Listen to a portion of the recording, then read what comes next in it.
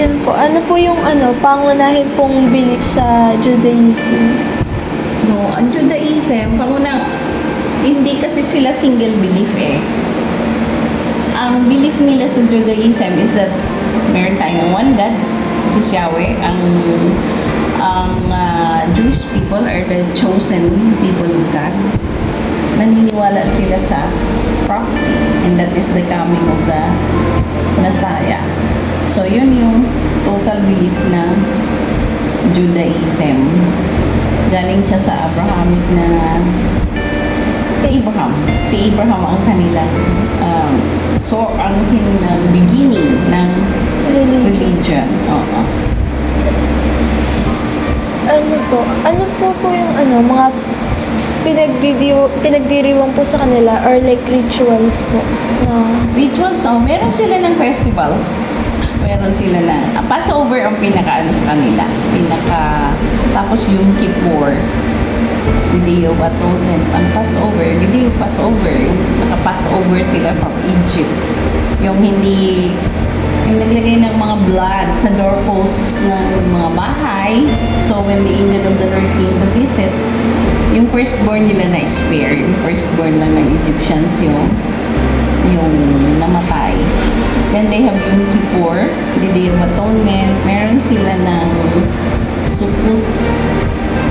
ano po Yun yun? yung pagpasok nila ng Israel, nag-start sila na mag-build ng parang mga nipa huts to celebrate yung first nila na pasok ng Israel. So, ang tawag doon ay Sukkot, ang tawag doon sa kanilang mga kubo kung sa atin, suka. Yun. Yun, meron yan sila. So, nag-stay sila doon for 3 days, nag-celebrate sila, nag-pray, kain, yung mga harvest nila, pinapasok nila doon. Then, ano pa ba? Passover, then di Hanukkah, yun yung Festival of Lights nila. Para sa ating New Year yun. Hanukkah yun. Pero isa lang po yung New Year sa kanila or dalawa po? Isa lang. Yung calendar year, yun ay sa yung technical. I mean to say, iba kasi ang Jewish calendar. Ang Jewish calendar, 30 days lahat ang months nila. Ina-adjust lang nila yun sa isang month, year. Iba yung Jewish calendar sa Gregorian. Tayo Gregorian yung pinapractice natin yung saan na ba yung calendar? Yung may January, February, March, tapos iba-ibang number of days, di ba? Pero 30, 31, 28 ang February, pag leap year, 29, which is leap year ngayon. Ano po, iba po Pag Jewish, 30 days lahat naman. Jewish calendar, gano'n, uniform yun sila. Kasi ang kanilang pagbilang ng day, ang kanilang day kasi nagbibigin sa sunset. Hindi kagaya natin na sa umaga. So, yun yung pag-count nila ng day. So, wala Sunset, po. paglabas ng moon. Yun ang pag-count nila ng day. Tapos, di gagabi yun. Tapos, sa sundown ulit, lalabas yung moon din ulit. Count ang day. Yun ang difference sa Roman. So, ginagawa nating calendar. Ang day natin kasi nagbibigin ng midnight, di ba? Yan ang counting 1. Yung 12. Tapos papunta 1. Yan ang difference eh. Meron po ba silang symbols po na ginagamit? Oo. Star of David, Hanukkah, marami silang symbols. Importance po nun. Star of David. This is Star of David. Yun yung nasa flag nila. Star of David. Yung Hanukkah kasi, yun yung candle yun na meron ng 9. Ang menorah, 7 lang. Iba yung menorah. Pero pareho lang design nun. Ganun. Yung Hanukkah ay 9. Yan ang Festival of Lights nila. Actually, may pagan na yan eh. May pagan mix na yan. Kasi yung Festival of Lights, sinaselebrate din na ng mga Hindu. Yung Shabbat day po ba nila? Sunday din po? or ibang Saturday, syempre. You know, word na Shabbat. Shabbat is Saturday. Ano po yung pinagkaiba po nun sa like sa paniniwala sila po ng biblical Christianity? It's I mean, biblical. Ang Shabbat kasi yung ay biblical. Ang Shabbat is biblical. Yung sa modern, ano po, sa church po natin. sa actually hindi lahat ng kung nire-refer mo ay born again Christian churches, hindi lahat ng born again Christian churches I see. nagsa-celebrate ng Sunday as the Sabbath day. Ang iba nagse-celebrate talaga, ang Messianic Jews nagse-celebrate talaga sila na Saturday as the Sabbath day. So ang service nila Sabbath. Tayo sinusunod natin yung Catholic calendar. But actually, Catholic, yung Sunday kasi sa Bible, hindi naman siya first. Hindi siya ang first day of the week. Yung Sunday. Oo, hindi. Sa Roman Catholic yan. Yan ay dineclare ni Constantine. Nung humiwalay niya siya sa... hindi. Nung pinound na, sinabi ng matatalo na siya noon sa Roman, matatalo na siya over ng... Kaya na niyang talunin ang Rome noon.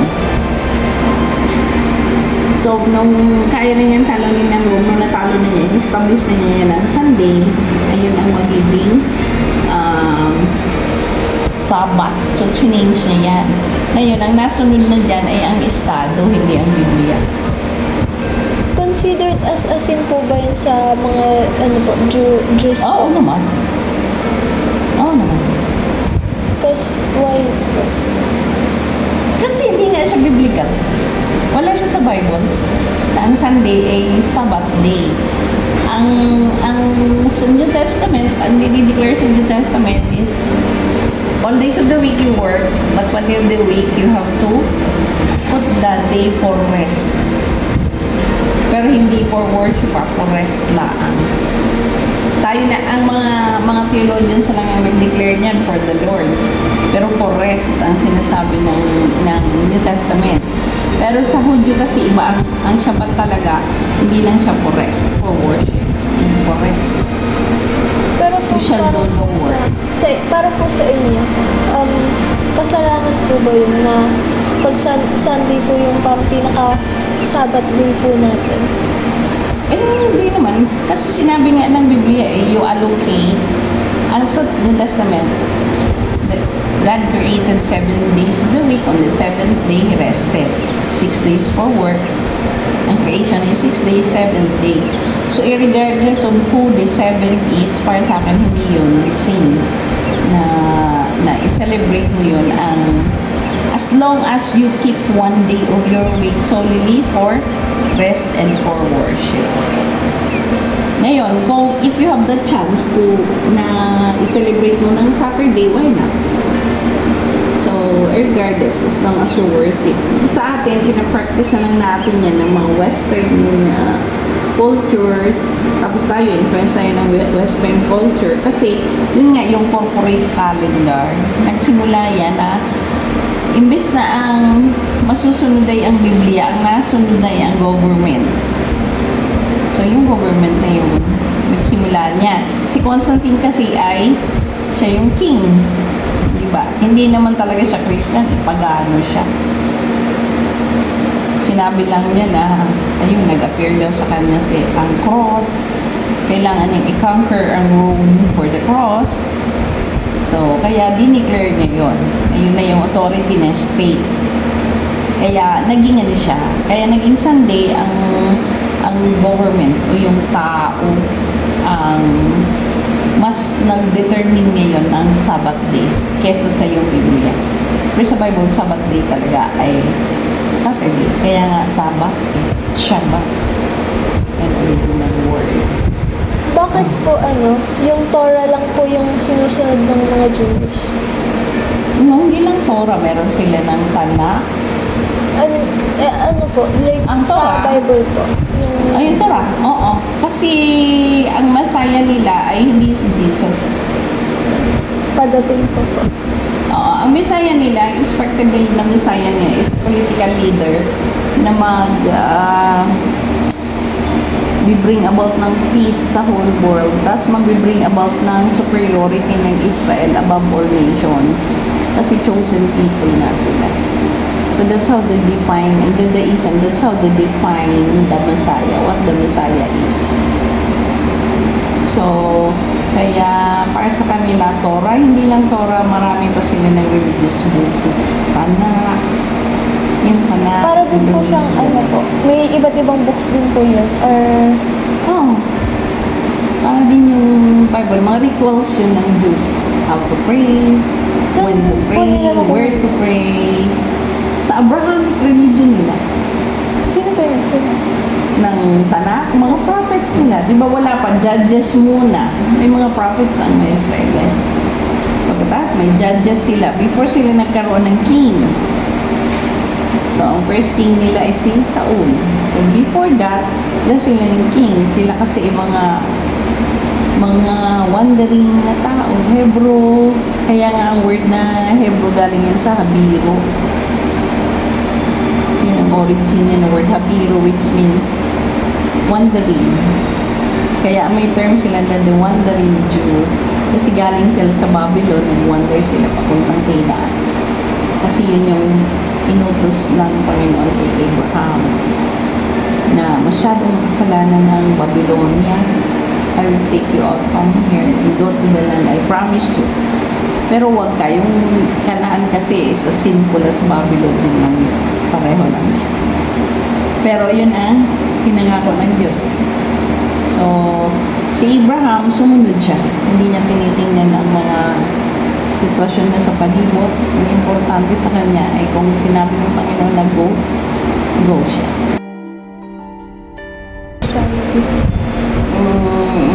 Ang Christianity ay nagsimula kay Jesus, kay Christ. Hindi kay Isaac. Yung Judaism. Yung Judaism nagsimula kay Abraham. Pero, hindi pa tinatawag sila noon na Abrahamic religions kasi. Actually, ang Judaism nagsimula lang nung nawala na tinawag sila ng Judaism. Nung nawala na yung other tribes ng Israel, ang natira na lang ay ang Judah. So, since there were 12 tribes of Israel, the lost tribes of Israel ang tawag doon. So, nung natira ang Judaism, diyan talaga ginamit yung word na Judaism kasi tribe of Judah na nga lang ang natira, which is the southern portion of Israel. The northern tribes lahat ay nawala. So, doon nagsimula ang word na Judaism. Kay Judah kasi galing siya sa tribe ni Judah, Yehuda, pag sa kalimutan ko ang Latin ay Yehuda pag Hebrew, ang Latin niya ay Judaius, nakalimutan ko ang Greek, ang exact pronunciation ng Greek. Pero doon siya nagsimula sa tribe ni Judah. Wala na noon ang 12 tribes of Israel.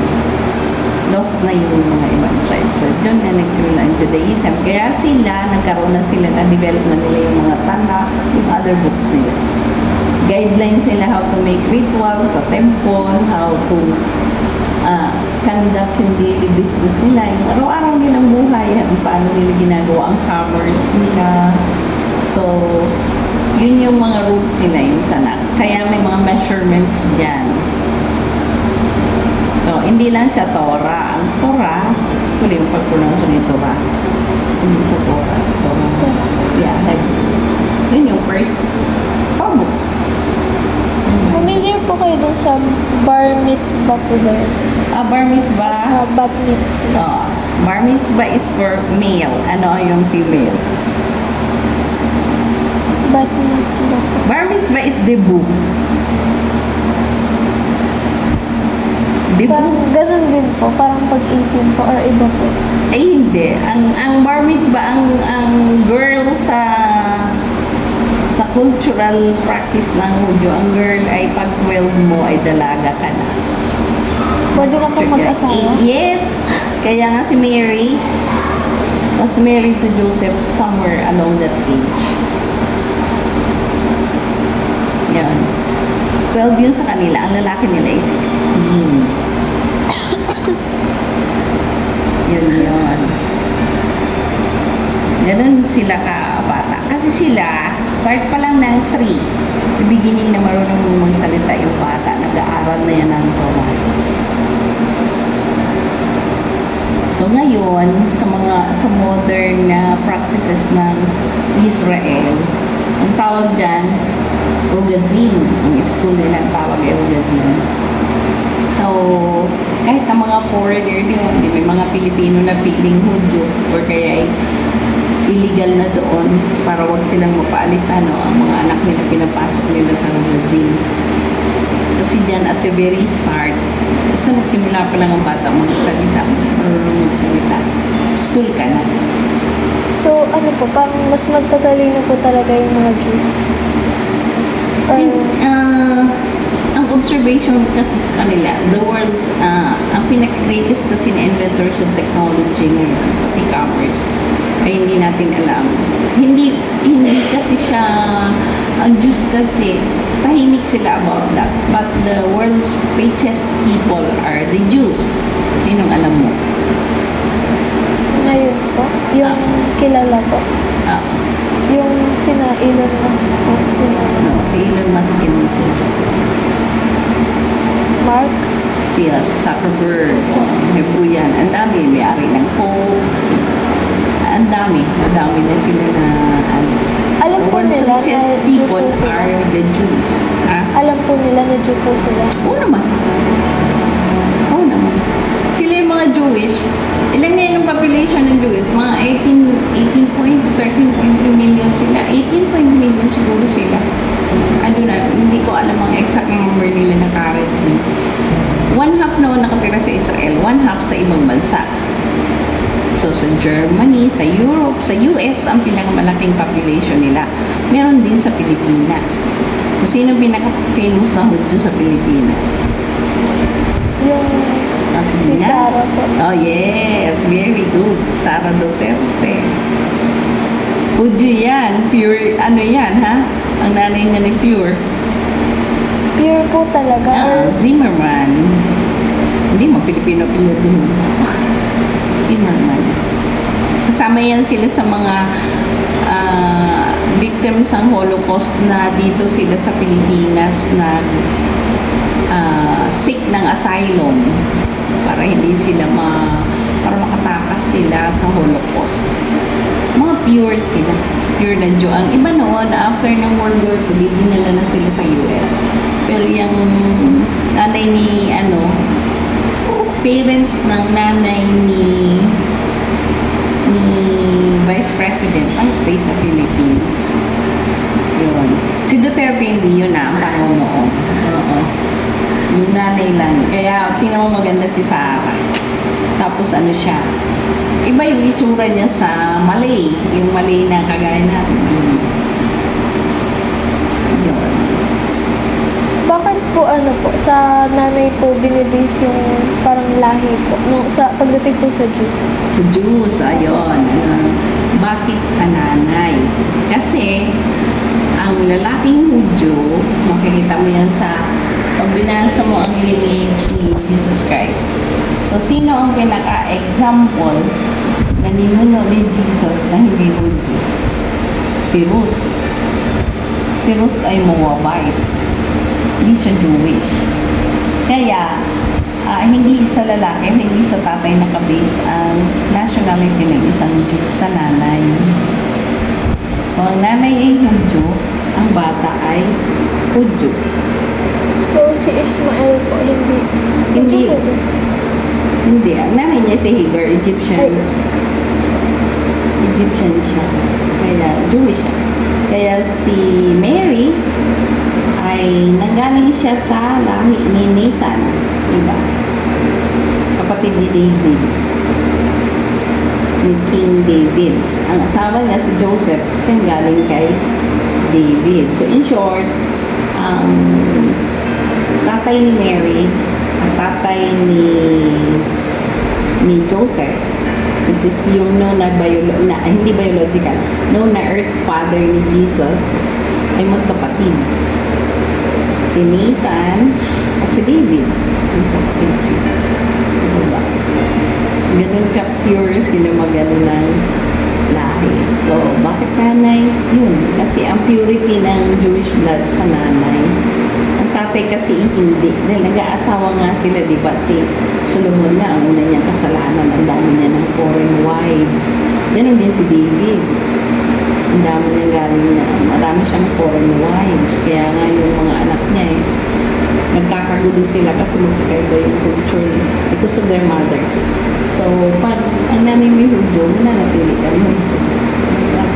That's why sa nanay, yung pagiging Jewish.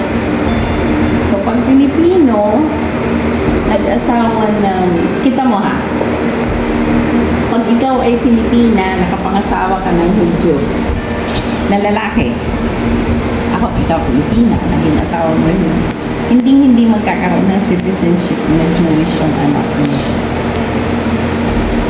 Yun yung basis noon. Ang carrier palagi ng gene ay ang nanay. Filipino by blood, hindi ka O Pilipino. yun So, sa iba yun. Diyos po, parang legal recognition lang po yung pagiging Jew po. Hindi siya legal. Biological. So, kaya nga, pag ikaw ay Hudyo, halimbawa, lalaki siyang Hudyo, o halimbawa, ikaw, nagka-boyfriend ka ng kasing guwapo ni Solomon, ni David, na Hudyo. Since Pilipina ka, ang anak mo, Pilipino. Hindi siya magiging Hudyo kahit ang tatay niya ay Hudyo. Sino nga ba meron yung vlogger yun na Pilipina ang mother, ang tatay ay Jewish.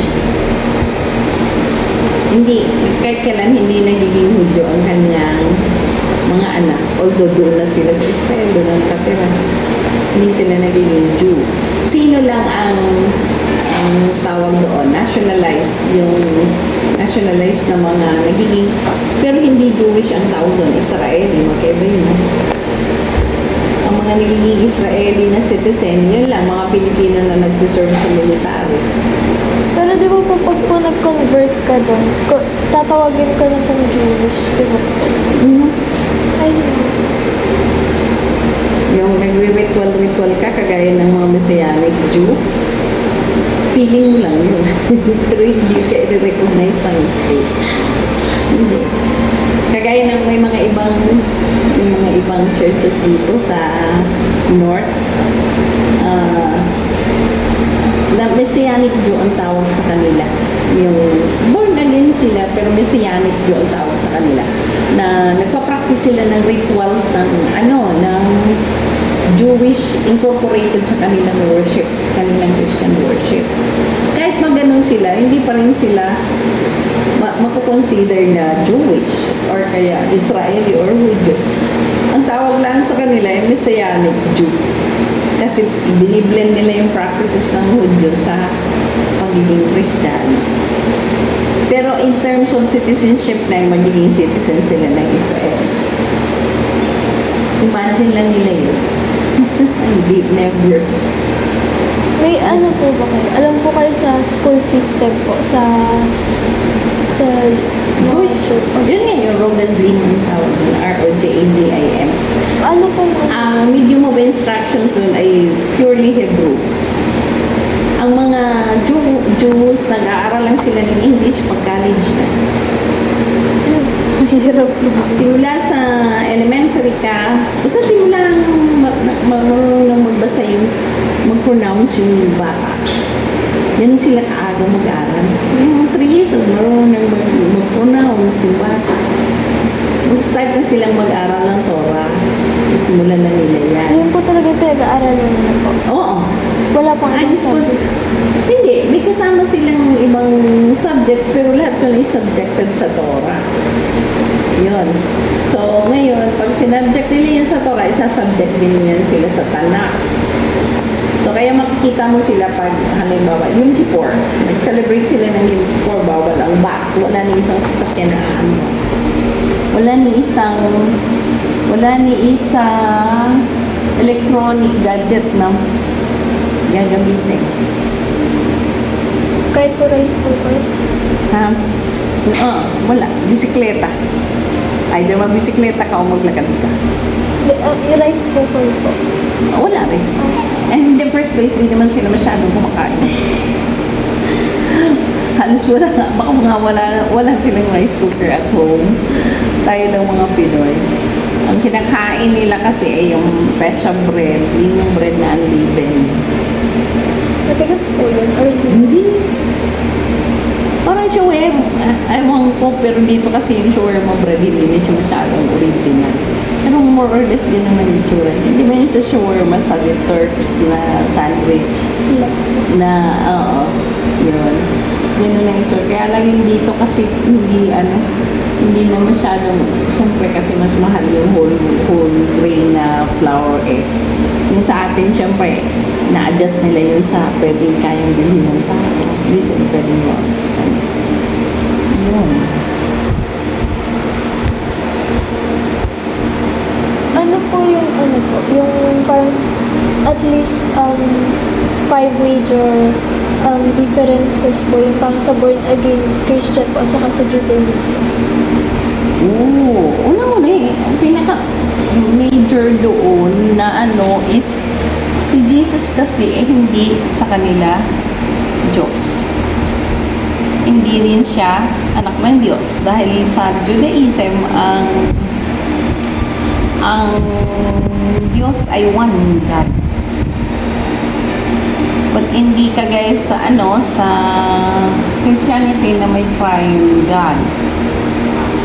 Wala pong Trinity sa kanya. Wala. One God yun. Yung, kaya nga siya, spirit.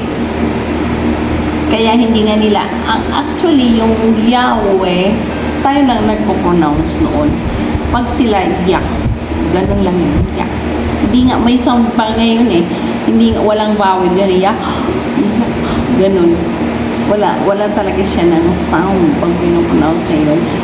Kasi yan yung spirit kasi siya. One God. So, yun yung difference noon. So, si Jesus ay hindi Diyos. Si Jesus ay hindi Messiah.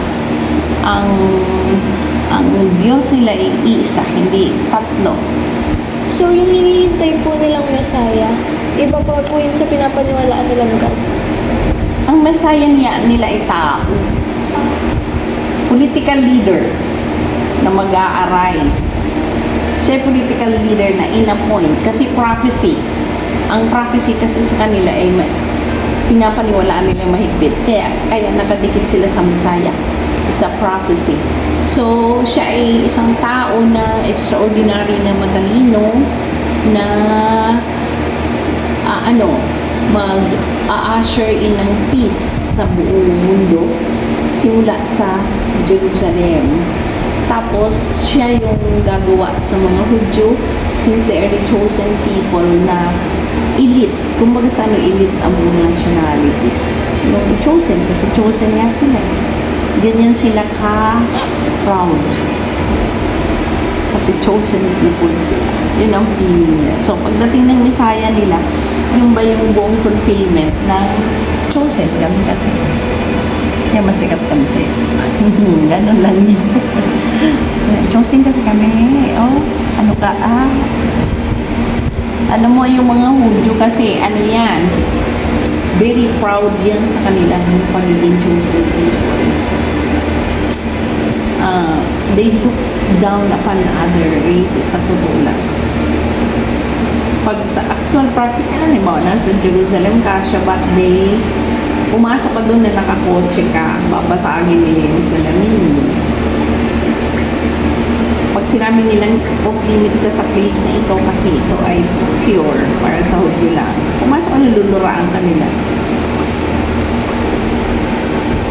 Hindi. Ang Orthodox Jews ay pagkasama, Gentile ka, ay nako, hindi mo sila magugusto.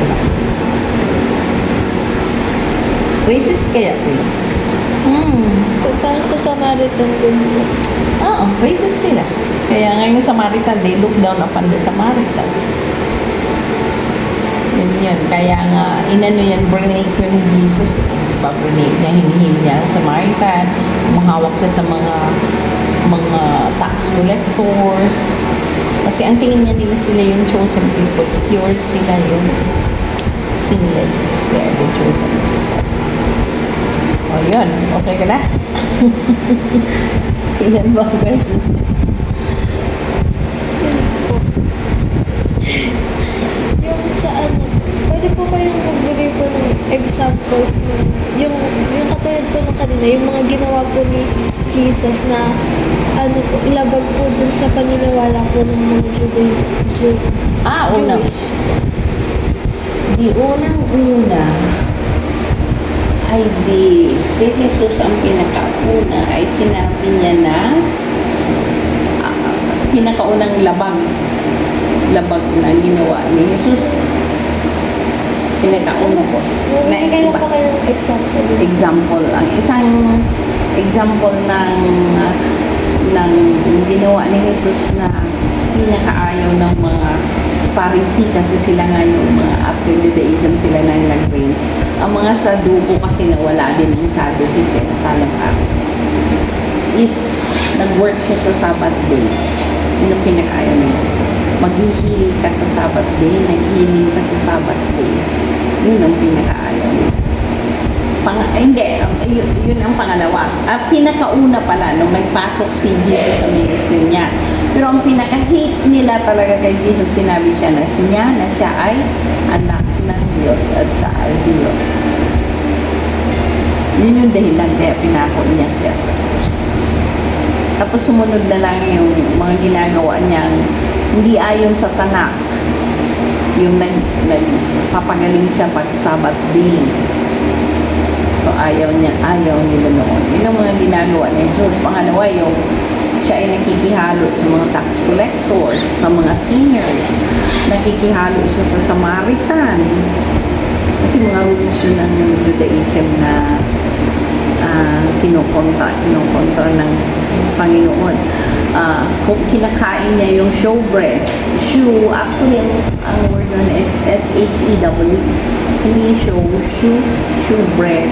Yun yung bread na naka-offer sa temple. Pinapakain niya yun. Tapos yun yung ano pa nga ba? Ayun, yung pag-Sabbath day, sila ay kumakain before sundown. Kailangan kasi kumain ka after sundown, after ng pag-ano ng moon. Yan ang common thing about Judaism sa Islam. Ang Islam, ganoon din. Pag mag-aano sila ng Eid, yung 30 days past nila Eid. Kasi ang Islam at ang Hudyo ang pagbilang ng araw. Nagsisimula ang araw nila sa paglabas ng moon. Moon kasi sila lunar calendar, tayo ay solar. Kaya pag nagbilang sila ng araw, di ba mamaya, yun na start ng bukas. Tayo, ang bukas ay mamaya pagdating gabi. Mag-start na yung bukas. Para sa kanila ngayon, ang bukas mag-i-start mamaya pagbaba ng araw, paglabas ng buwan. Yan ang difference ng lunar sa solar na calendar. Yung magkaiba yung araw natin. So, pinakaano talaga niya, pinakahitin niya kay Jesus, number one, yun. Dineclare niya siya ay anak ng Diyos. For that alone, blasphemy yun. Kaya gusto na nga nilang ihulog siya sa bangin. Yun yung ayaw niya. May anak ng Diyos at siya ay Diyos. If you have seen the Father, if you have seen me, you have seen the Father.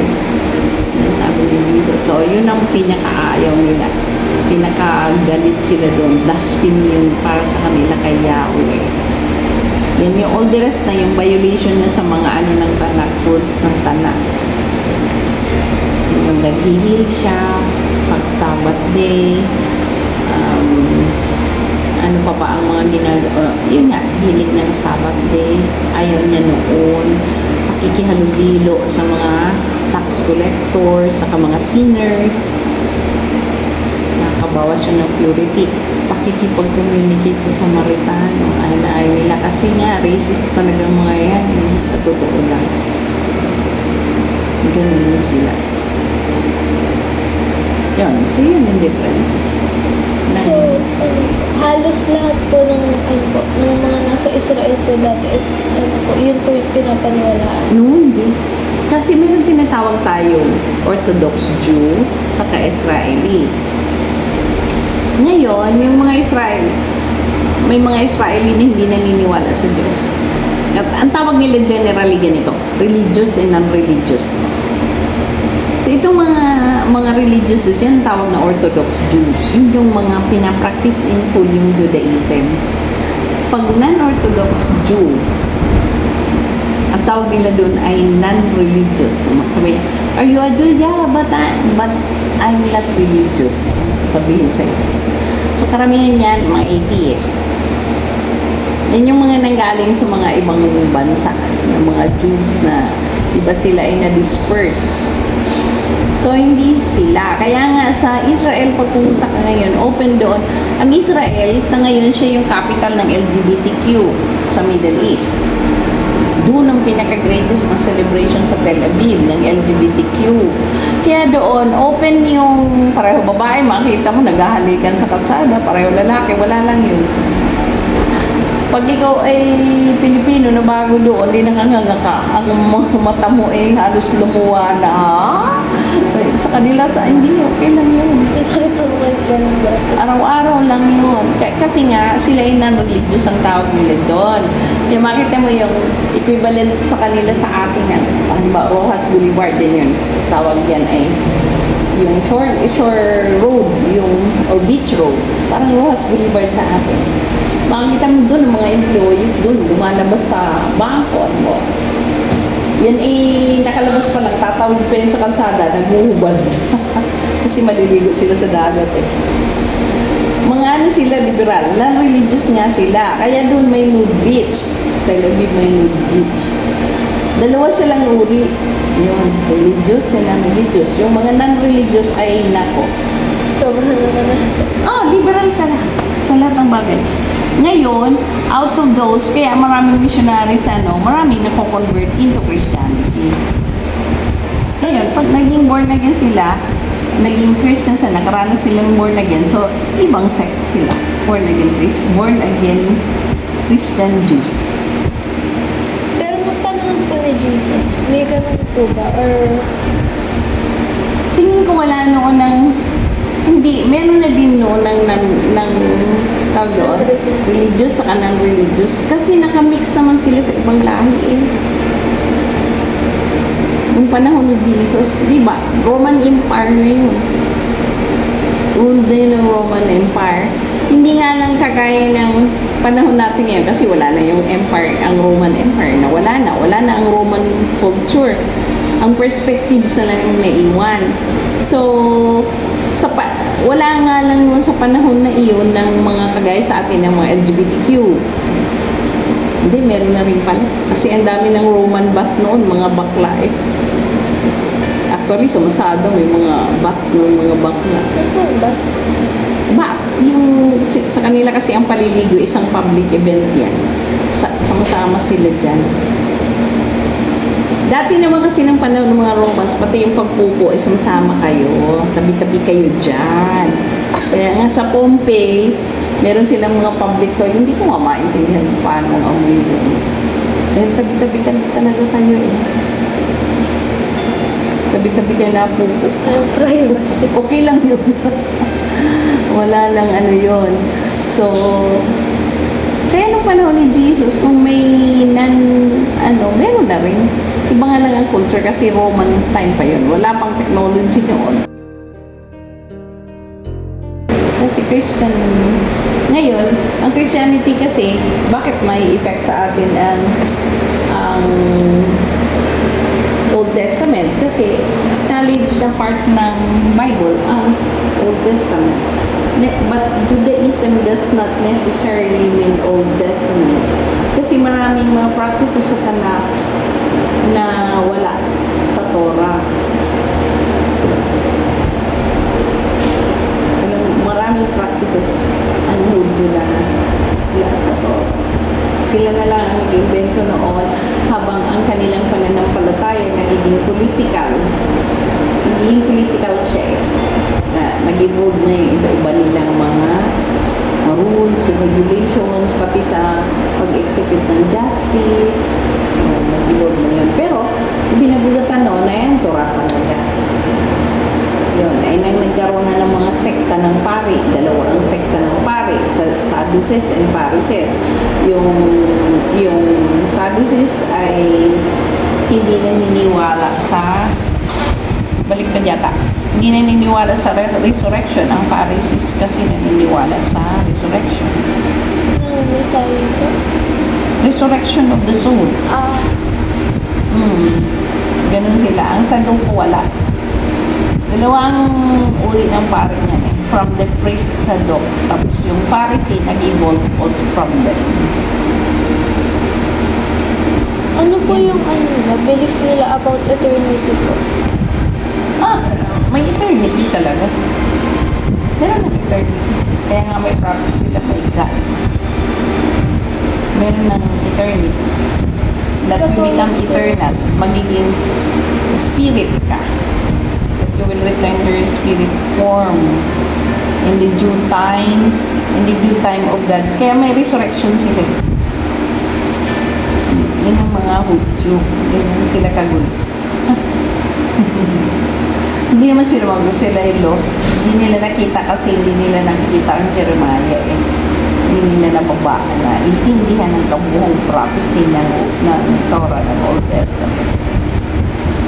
Kaya nga sila yung mga given to them, the law was given to them, pero sila yung mga blind.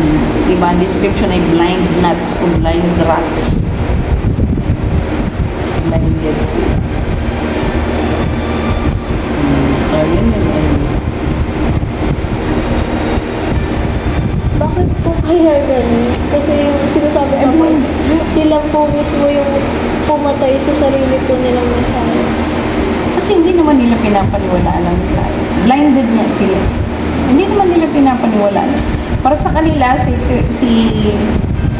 Jesus ay isang nag-create na naman ng gulo na tao lalaban sa gobyerno ng Romans. Nag-create siya ng mga grupo-grupo na anything na feeling ng Roman Empire ay threat sa kanila. Parang ngayon, si Duterte, gustong labanan si Marcos, gano'n.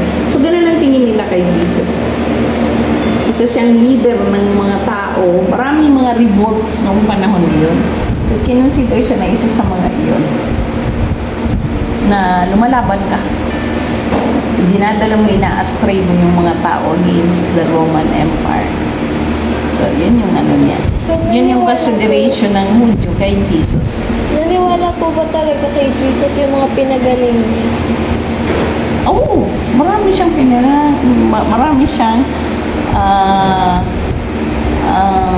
napagaling na naniwala. Di ba yun sa pulubit o Siloam nga, sabi niya, huwag kang maingay. Yung pinagaling niya yung mata, huwag kang maingay, pero ipakita mo na ang sarili mo sa mga Pharisees na priest. Kaso siyempre sa tuwa ng lumang nag-ingay siya. Tinuro niya kung sino yung napagaling sa kanya. So, yun ang nag-bring about kaya ng faith ng mga Hebrew at that time na He is the living God. Yung mga healing miracles ni Jesus. Hindi lang pati siya kasi healing. Si Lazarus, binuhay niya mula sa patay. So, ang iba, hindi nagagawa yun si Jesus lang. Ano pong perception ng mga Pharisees doon nung binuhay niya po si Lazarus? Chismis lang. Pinapatay nila yan. Kahit alam nilang katotohanan, or truth, alam nilang may mga witness, papatayin nila yun. Sasabihin nila na ayun ay chismis lang, walang katotohanan. Kaya nga hanggang ngayon chismis pa rin yung nabuhay si Jesus muli. Ang sabi nila, di totoo yun. Kinuha lang ng mga disipulo niya yung kanyang bangkay, ninakaw nila. Tapos, in-announce nila na si Jesus ay nag-resurrect. Kaso, ang resurrection naman ni Jesus ay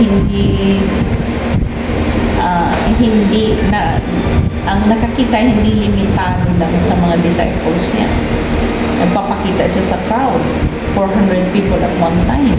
So, kaya hindi na nila kaya yun na takpan ng ibang kwento na sabihin na, chismis lang yan ay bumangon. Pero kung nandito yan sa panahon na, sabi na, marites lang yan. Hindi totoo yan. Ginawa-gawa lang yan ng mga taga-sunod niya. Pero ang totoo, inakaw nila yung katawan. Tapos, di sinabi nilang siya nabuhay ng bulo. Yun lang yun. Wala silang pinagkaiba sa ating mga, sa ating kung ano ngayon ang mga gawain ng kaaway sa mga tao, sa deception ng tao. Ganun yun. Kaya until this day, may mga grupo ng normally, pag Orthodox yun talaga, yung pa rin ang halimbawa. Kaya nga, matatawa sila pag sinabi minsan, are you a Christian? What can you say about Christianity? It is a religion of the West. Sasabihin ng Hudyo sa iyo. Or sasagutin ka, it is a belief of some people who lacks intelligence. Oh, hi, sabihin yan sa iyo. Para nila yung sasabihin sa iyo. Kaya pag nag-tour doon, may tour sa Jerusalem. Tatlo yung palaging sekta. Yung Jewish ka, yung Christian ka, tapos yung Orthodox Christian. So, ang Muslim, wala naman sila ng mga tour na gano'n. Hindi nila inaano yun. So, pag Jewish ang iyong tour guide, hindi ka nila idadaan doon sa lugar na kung saan nandoon yung passage ni Jesus towards the crucifixion. Hindi ka nila idadaan doon.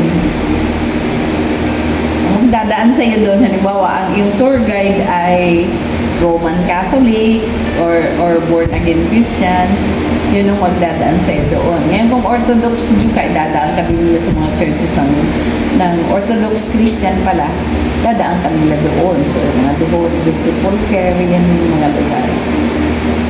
Ganyan yan. Kaya ang Jerusalem, divided yan siya sa tatlo. Christian, Muslim, saka Jewish sector. Yung tao. Madaming Muslim sa Jerusalem mo. Mula sa ship gate sa 1/3 ng city, Muslim ang nag-occupy.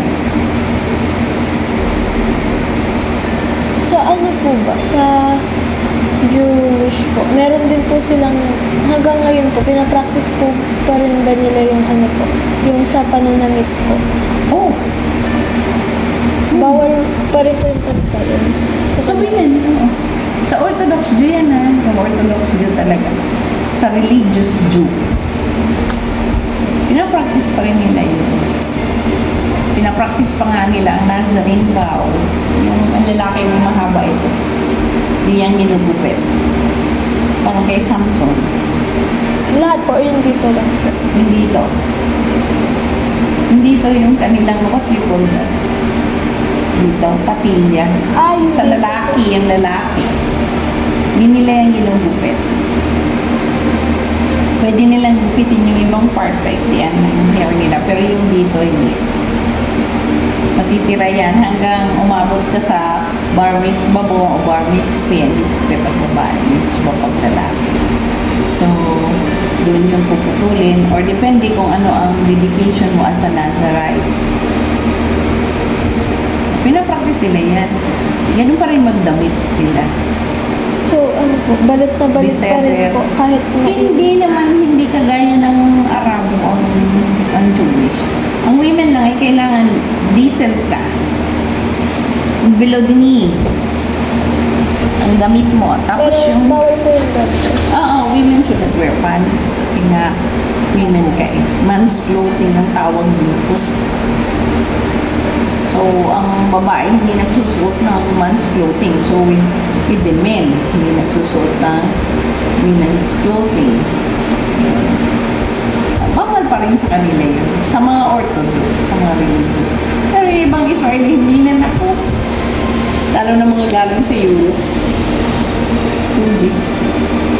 Hindi nga uso doon ng bra eh. Pero hindi naman po baka. Ay, hindi. Okay lang yun. Walang problema doon. Kahit bumakat na ang buong kaluluwa mo. Pagsalubong kayo dyan. May beach nga doon. Nude beach eh. As in doon. Wala lang silang pakialam doon. Ngayon, kung ikaw ang bago doon, ikiaanga at ikay nagulat eh. Ikaw ang kagulat-gulat. Ikaw ang naiiba. Gulat na gulat ka. Sa kanila hindi nakakagulat. Kita mo yun doon sa news noong October 7 na linusog sila ng mga Palestinians ang Israel. Nakita mo yung damit ng mga babae doon? Oo. Kita mo mga damit nila? Check ko po. Hindi mo kasi ako nanonood ng Kasi balita. hindi sila what you call this, iniisip na conservative sila, no? Hindi. Depende yun kung saan siya, kung religious ka or non-religious. So, yun yung mga differences ng Jewish. Pero hindi na po connected sa ano po, sa law nila, yung religion po nila. Like sa, tawag doon, yung sa jurisdiction po. Ano decision yun? Sa ano po? Yung pagiging religious nila? Opo. Kung nakabase pa rin yun sa Torah, sa Tanakh, Pentateuch, inaano nila yun doon. Nakabase pa rin Sa yun. constitution po nila, hindi na po yun. Hindi na po sila, like, hindi na po sakop ng religion yung Hindi. pagpapata. Theocratic ang government ng ng Hudyo.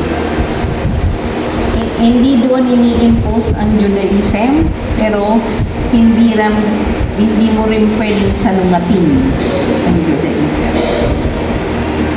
Kung gusto maging tapos ang kanilang Senate kasi nakabase pa rin yung Knesset, nakabase pa rin kung ano yung setting sa Tanakh at sa Torah, yung government nila. Theocracy ang government ng Israel, pero may democracy sila, may certain democracy na hayaan nila yun. Kasi nga sila ay mga galing sa iba-ibang parte ng mundo na pinagsama-sama noong 1948. So, iba-iba na yung culture nila. Kaya makita mo, merong Jew na kumakain nga ng baboy. Generally, hindi. Pero meron ng Jew, mga Russian Jew kumakain ng baboy. All the rest, hindi. Yun yung ano nila. Kung iniisip kasi, dito yung mga kultura ng mga maraming mga Messianic Jew, akala nila pag pumunta sila sa Israel, yung mga Jewish na yun, ang babae, nako ha. No. Hindi. Naranasan Hindi nila rin po. sila nagtitiwala. Hindi sila din basta-basta nagtitiwala. May naranasan na po kayo, nung nandun po kayo sa Israel. Na, parang religious prejudice? discrimination. Religious prejudice? Hindi naman. Kasi hindi ko naman tinatransgress yung kanilang belief. So, halimbawa, huwag kang mapasok sa sektor ng Jerusalem na ano siya, na religious Jew. Kung gusto mo huwag kang masaktan, huwag ka nilang pakialman, huwag kang papasok doon. Respeto mo din yung kanilang paniniwala. Kahit po saktan ka, hindi po yun. Yes, po- hindi yung bawal sa batas. Kasi pumasok ka sa kanyang sa kanyang ay, magsasara ka, 5 o'clock na, tapusin mo na. Sige. Ang question mo. Parang ano na lang po, sum up po. Ang Judaism, ang summary niyan, Judaism exists. It still exists and it exists. Judaism is the main religion ng Israel. It still is. Naghihintay pa rin sila ng kanilang Messiah. Ang Christianity ay minority sa Israel. So, tatlo yun. Judaism is the state religion of Israel. Yun. Ang mga modern Jews, although hindi sila nagpa-practice noon, hindi naman nila yung sasalungatin. Kumbaga sana ang respeto nila para doon, nandoon pa rin. Although hindi sila nagpa-practice ng mga Jewish practices. So, yun yung summary na. Kung iniisip ng mga kaya makita mo doon, mga Catholic Church doon, walang mga rebulto. Although Catholic Church sila. Dahil takot sila, babasagin nila mga yun. Ayaw na ayaw nila ng may mga images. Susundin mo yung 10 Commandments, do not worship. So, medyo iba pa rin po yung, yung practice ng Catholic po doon. Oo. Iba din. Walang ano doon ng mga churches ng Catholic. Walang mga santo-santo, rebulto, wala. Pati po yung paniniwala nila. Hindi. All the rest, pinapractice pa rin nila. Huwag lang yung rebulto. Magagalit ang mga Hudyo. Babasagin na nila. Ang Franciscan, ang sekta ng Roman Catholic Church na in charge sa Holy Land. So, karamihan ng mga churches doon ay Franciscan order. May order kasi yung mga Catholic Church eh. May Dominican, may Jesuit, may Franciscan. And doon sa Holy Land, ang custodians ng Holy Land ay Franciscan. Ano po yung pinakamataas doon na sa Catholic po? Sa Catholic, parang Jesuit, iba-ibang fields yan sila. Iba-ibang fields. Pero ang intel nila kasi, ang intel nila ay Jesuits. Yung parang. So, ayun, sama rin. Ang religion ng Israel ay guarded by Judaism. Kaya nga gusto nila mag-build yung temple. Diba? Yun ang gusto nila. Mag-build nila yung temple. Naghahanap lang sila ng timing. Meron din silang hinahanda na mga pulang baka. Lahat yan ay nasa tanak nila. So, at may hinahanda sila. Nakahanda na yung kanilang menorah. Yung malaking menorah. Para yun sa dedication ng temple nila. Yun. So, ibang-iba ang Judaism sa Christianity. Sa mga malayo. Although siya ay akala mo niya